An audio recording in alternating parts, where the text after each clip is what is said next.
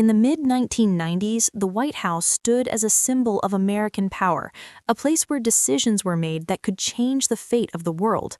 But behind these walls, a story was quietly taking shape, one that would later become one of the most notorious political scandals in United States history. In 1995, a 22-year-old American woman named Monica Lewinsky entered the White House as an intern. She was neither a politician nor someone with influence, just a young woman at the start of her career, captivated by the place and the power it held. At that time, Bill Clinton was serving as the 42nd President of the United States, a man at the peak of his political power, exuding charisma and commanding presence.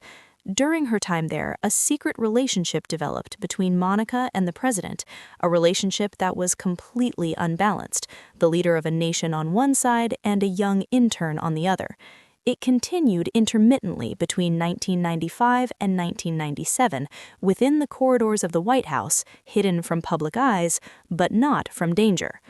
Over time, Monica began confiding in a friend named Linda Tripp. What she didn't know was that this friend was secretly recording their phone conversations. These recordings became evidence, and the evidence eventually reached investigators, pulling the story out of the shadows.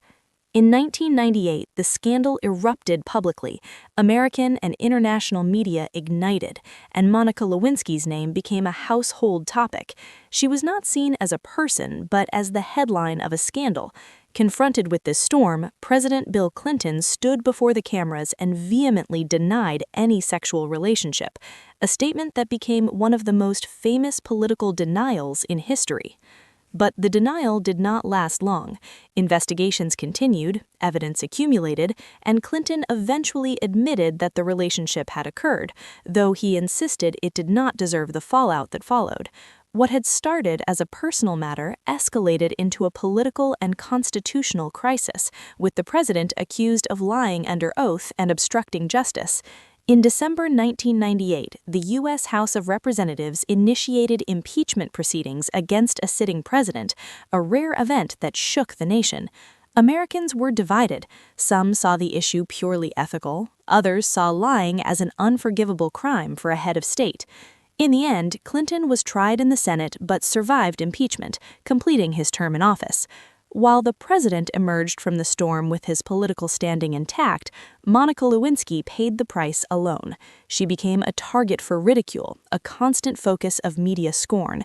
Her name became a symbol of scandal, not a young woman trapped in an unequal relationship.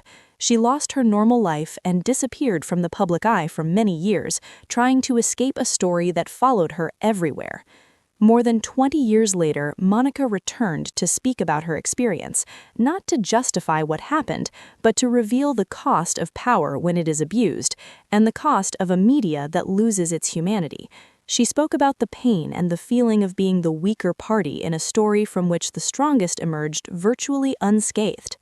Ultimately, the story of Bill Clinton and Monica Lewinsky is not just a political scandal. It is a harsh lesson about power, inequality, and how a single moment behind closed doors can leave a wound that never fully heals, especially for those without power.